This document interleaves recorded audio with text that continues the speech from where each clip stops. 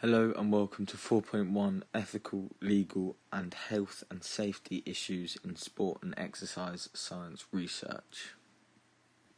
To begin with, we'll go over a couple of key terms and backgrounds into sport and exercise science research. To begin with, ethical and legal. Ethical means the rules of life and what's believed to be right and wrong by society.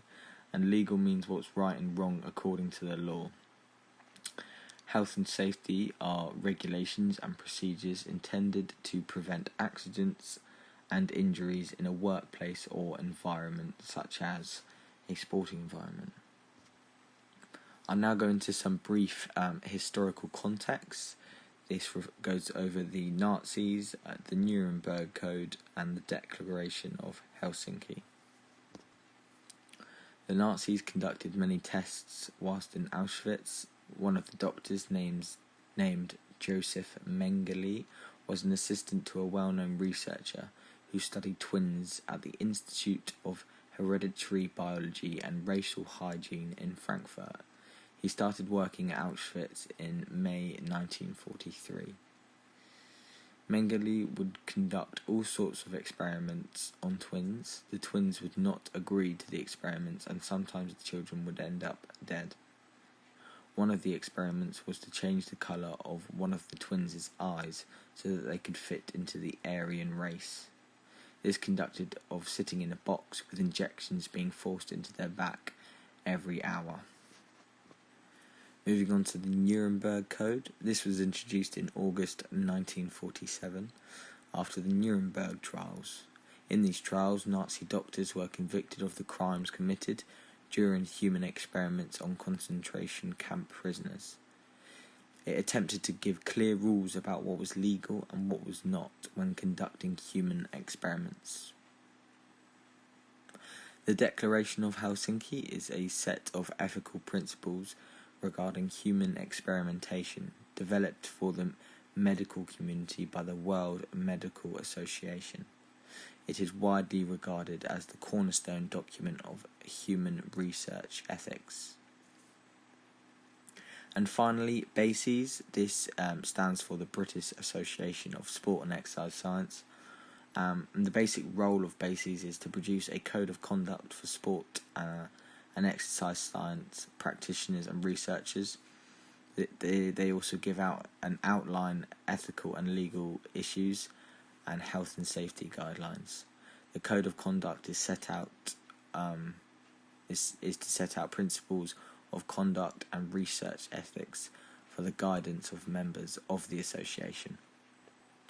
So first up in our scenarios, scenario 1. Following your BSc degree in Sport and Exercise Science, you are an intern at Brighton University and you've been asked to do body fat baseline test of the young male and female aspiring British gymnasts, which are aged 10 to 16.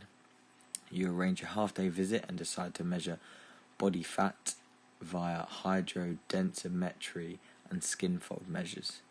The gymnasts have given their coach a generic consent forms signed by parents, giving them permission to be on the trip. When they arrive, you tell them they have to wear their swimwear in the lab in order to firstly do the skin fold measures and then conduct the hydrodensimetry in the bath. Some are reluctant to do this openly in the lab, but you insist this is necessary to be time efficient and get through the testing. As the gymnasts finished each test, you write each body fat score on the whiteboard so the coach can take a photo of the results to take away at the end. Scenario 1 evaluation. So the good practice, there is a generic consent form. It was signed by the children's parents, allowing the children to go along, and at least there was some form of consent.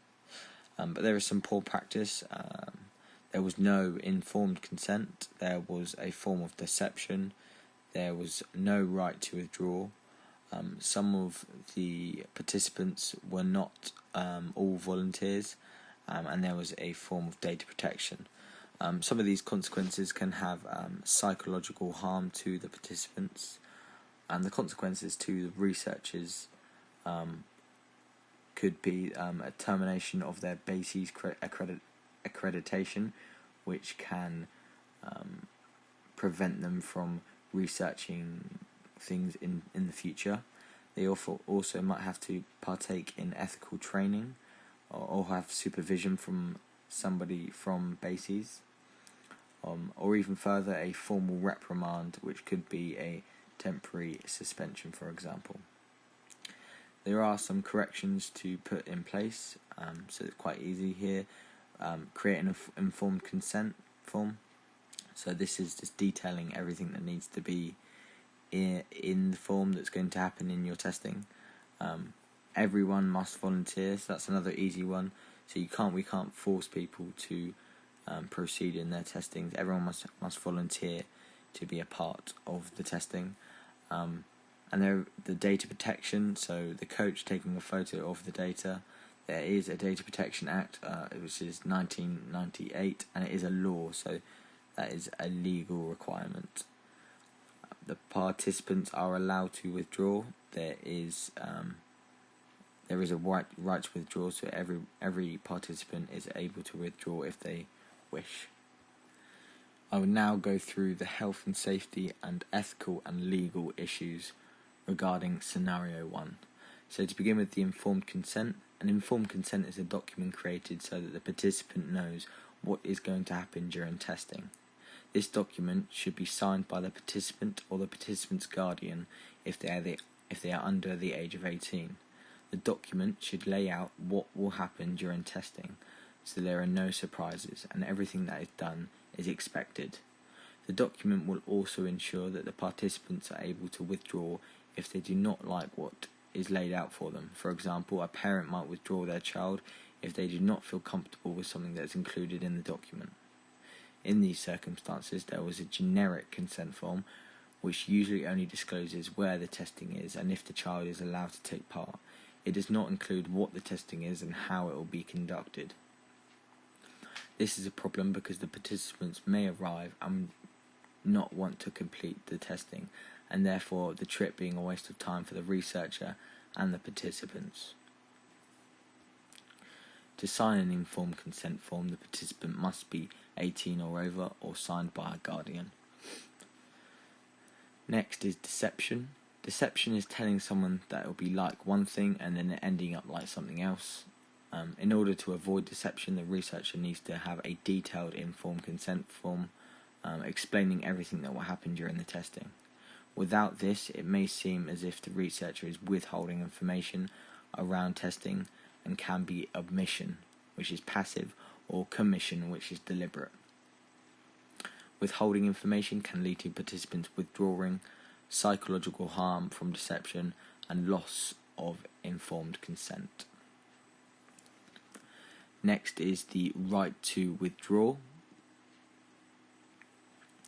The right to withdraw states that a participant can withdraw from testing at any time, and this is the individual's right.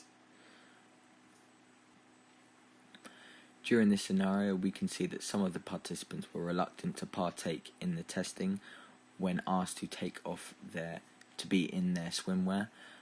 At this time, the researchers should have given them a choice of participating or not, and taking their answer as a final and leaving it for them to decide. But instead, the researcher insisted that they participate because the participants are young, they are easily influenced. This presents many ethical issues. Next is volunteers. A volunteer is someone who freely offers to take part in an enterprise or undertake a task. For research to be carried out on the public, everyone who wishes to take part must be a volunteer. Otherwise, the researcher is forcing them to carry out tasks that they might not want to do. This raises both ethical and legal issues. In this scenario, the researcher insists that the young gymnasts wear the swimsuits in the lab, and some are reluctant in doing this, and therefore they do not voluntarily wish to proceed in some of the researcher's procedures. Finally, the Data Protection Act of 1998. The Data Protection Act states that you do not have permission to share or publish information without the consent of a participant. In this scenario, the researcher reveals all of the data on a whiteboard so that everyone can see. This exposes personal data to others without the consent of the individuals. At the end of the testing, the coach also takes a photo of the results, which the participants have not consented to.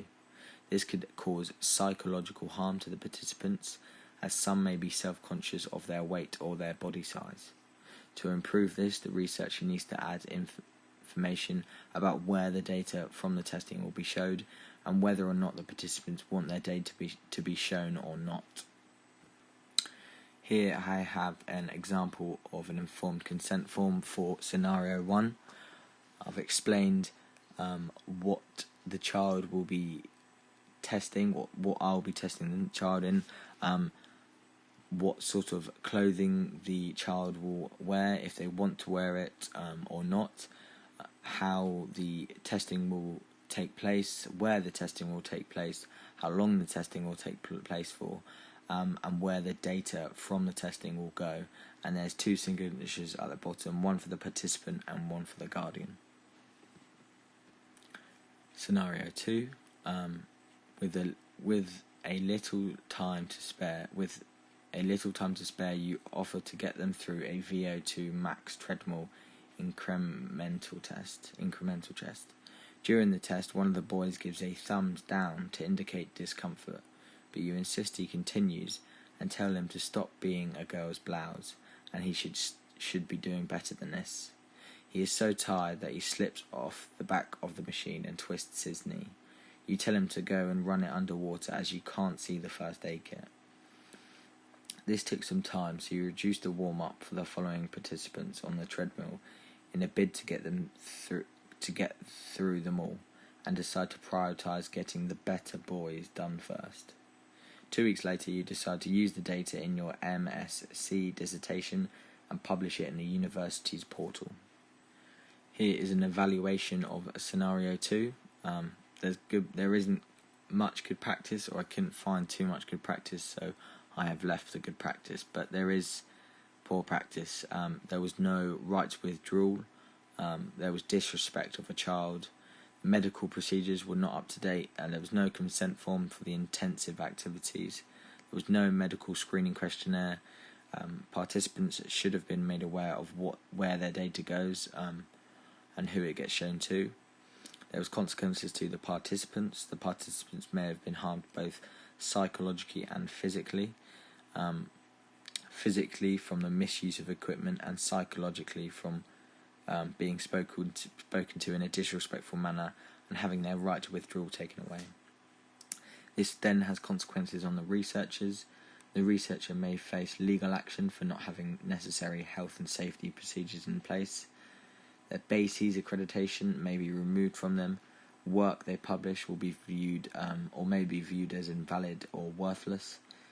There may also be a tribunal if a child is harmed physically or psychologically and then wishes to press charges. There are some corrections to be made to this scenario that the researcher can do. So for example, once in discomfort, the child should be able to stop immediately. That is his right to, or their right to withdrawal. The child should be spoken to with respect. No abusive language should be used. An up-to-date risk assessment should be also included, and also an informed consent document that discloses everything that will happen in the testing. These are some of the corrections that can be made. The right to withdrawal. During this scenario, there was a child who expressed their right to withdrawal from testing by showing a thumbs down. The researcher insisted he carry on, and in doing so, the participant fell and injured themselves through exhaustion. The researcher neglected the child's right to withdrawal. This raises concerns over ethical and legal issues. The first aid procedures. The first aid procedures require the researcher to know where the first aid box is and where the nearest first aid trained member of staff is. During this scenario, we see a child who is not able to withdraw. He wishes to withdraw, and as he is in pain or discomfort, but the researcher insists he continues. He then falls off the treadmill as a result and injures his knee. You tell him to run it under water as you cannot see the first aid kit. As a researcher of a sports science test, you should know where the nearest first aid kit is and where the nearest first aider is as well.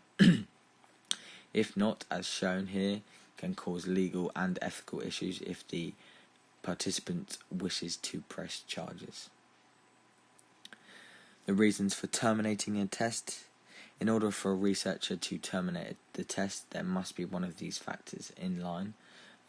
Contradictions from a health screening, if there is one, extreme exhaustion, shortness of breath or difficulty breathing, excessive blood pressure, this is up near the region of 220 over 115, irregular heartbeat, and the client's request to stop, this is the right withdrawal, cramp or pain, and equipment failure. In our scenario, there are 2 of these factors and therefore show why the testing should have been terminated. The participants expressed their right to withdrawal, and also the participant was suffering from extreme exhaustion, hence why he fell off the treadmill. Next is researcher responsibility. The researcher has the responsibility to protect the participants, anticipate any ethical issues before the study, and monitor the participants' competence and data handling as well. We know that the participant was injured whilst under the supervision of the researcher, and therefore the researcher's responsibility was not upheld. Respect. There is a level of respect that must be shown by the researcher to the participant. In scenario 2, we can see that a researcher has little respect for the participant. The researcher tells the participant to stop being such a girl's blouse, and also exclaims that he should be exceeding what he is already doing. Disrespect towards the participant from the researcher can cause psychological harm to the participant as they are verbally abused. The researcher should carry out respect towards 5 things of the participant. These are anxieties of the participant, their choices, their performances, their knowledge, and their dignity. During this scenario, the participant's anxieties were not respected as he was called out in front of the class and told he wasn't doing good enough. His choices were not respected as he was made to carry on and he wished to withdraw. Their performance was not respected as they were called a girl's blouse and was told that he should be doing better than this. And finally, their dignity was also not respected as they fell off the back of the equipment at the end through extreme exhaustion, which could have been prevented through the right to withdrawal. Equality and impartiality.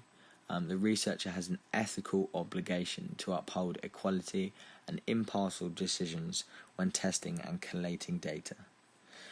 During this scenario, we understand that the researcher is running short of time and needs to collect the data quickly, and so decides to choose the better boys. This will skew the results that are collected, but it also disregards the girls who will be tested as well. This is a sexist way to get to the testing done quicker, and is based off stereotypes that boys are more athletic and will provide better results. It also raises many ethical concerns, some of which the researcher will face consequences. Finally, debriefing. A debriefing is a summary at the end of the testing that gives information to the participant about how the testing went, and it also informs the participant of what was recorded throughout the testing. A debrief will include the positives of the testing and what results were recorded, the well-being of the participant, and also the experience of the testing and how they found it.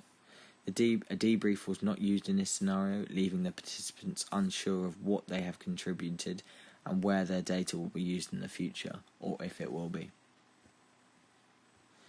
Here is an example of a medical screening questionnaire. This is a pre-employment, so this is when you go for a job, you complete one of these questionnaires, and this is what should have been completed before scenario 2. Moving on to scenario 3. A researcher wants to measure a group of boys and girls' blood lactate levels after performing a series of sprints. The children are between the ages of 15 to 16. The researcher created an informed consent form that was given out to the children and to be signed by their guardian before the trick took place. The testing begins with the researcher explaining how the testing will be carried out. After a warm-up, a person will sprint between a series of cones 3 times. Once finished, the blood lactate score will be recorded using blood from the fingers of the participants in the blood lactate monitor. The researcher makes sure that before starting the test he has enough equipment to carry out the blood samples and has the correct equipment to store and dispose of this correctly to ensure there is no scientific misconduct. Scenario 3, evaluation. The good practice. There was an informed consent was made and a subject disclaimer was given to the children before testing was carried out. A debrief was also given. There was poor practice. There was no risk assessment made. There was no health screening questionnaire. There was none of that was given to the participants previously. And the researcher did not have a subject disclaimer. The consequences to the participant, they will feel tired and potentially drowsy, and they have physical harm, one from completing the test. The series of sprints will cause fatigue, and also the blood lactate removal. It will cause a pinch to the finger, and they shouldn't feel too much discomfort after, but that will be the only thing. This leads to consequences to the researcher. They may be stripped of their BASES accreditation. They can be supervised or suspended by BASES. A tribunal can be formed from the participant if they feel as though a legal or ethical boundary has been crossed, and they can take legal action. There are some corrections though. A risk assessment of the area can be created.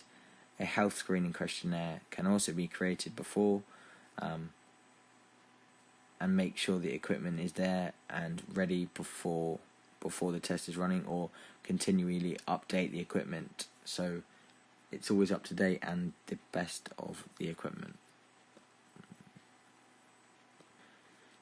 To begin with, the risk assessment. A risk assessment is a document that is put in place to prevent injury and hazards happening to participants. In some places, the risk assessment document may be referred to as a live document.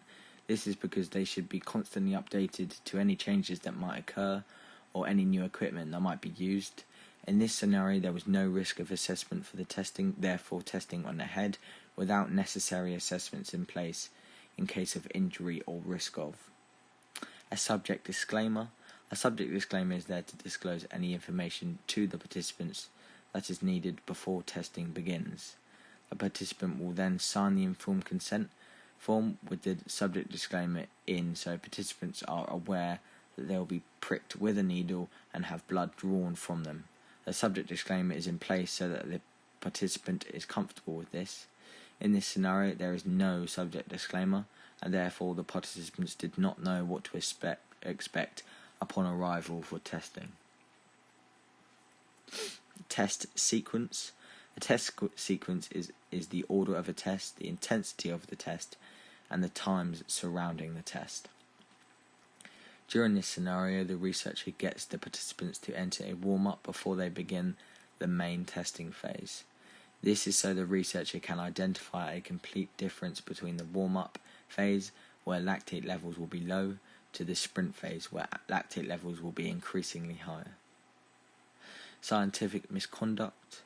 Researchers have a priority to keep the participants safe and to also keep up their commitment to BASES and so on. It does not happen in this scenario, but contamination between needles and blood samples can lead to infection and disease to the participants, which is serious scientific misconduct. Finally, to end, this is a risk assessment that could be used for scenario 3, as there was no risk assessment added. There's the hazards, the people who are at risk, the controls that are in place, the likelihood of it happening, and then the actions that are necessary to stop the risks from happening. Thank you for listening. That's the end.